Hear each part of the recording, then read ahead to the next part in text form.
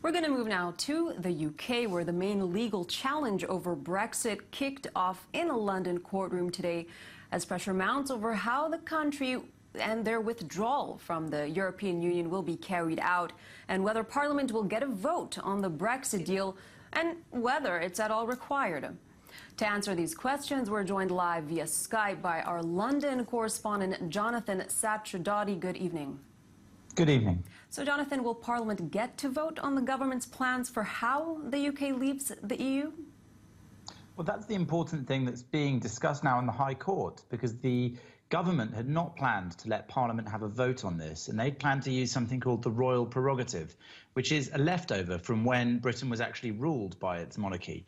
That says that the monarch, or in this case, the government, who now have the responsibility, can make certain decisions without the approval of Parliament. And it's usually used in issues of foreign policy. So the government is arguing that this is one such issue, and that after the referendum showing that the British people wish to leave the EU, they can use royal prerogative in order to leave the EU without putting this to a vote in Parliament. However, they have been taken to court by a businesswoman who wishes to argue otherwise. And this really could change the face of Brexit if it does go through the courts and if the government is defeated in this particular case.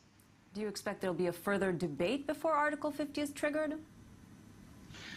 So in general, there isn't meant to be any vote, whether there's debate or not, within the Parliament. Obviously, that carries on day after day as different elements of Brexit are discussed. But the actual question of whether or not to trigger Article 50 of the Lisbon Treaty, which will see Britain begin that 2-year period of negotiation about the exit from Europe, that should not be something that the Parliament has a vote on, says Theresa May and her government.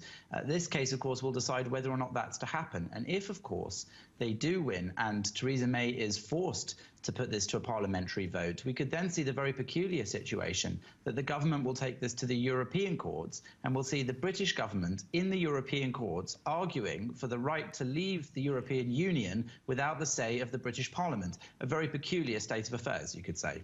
Peculiar, but a form of democracy, I guess you could say. Jonathan Sacerdoti, we'll leave it at that. Thanks, as always, our correspondent from London.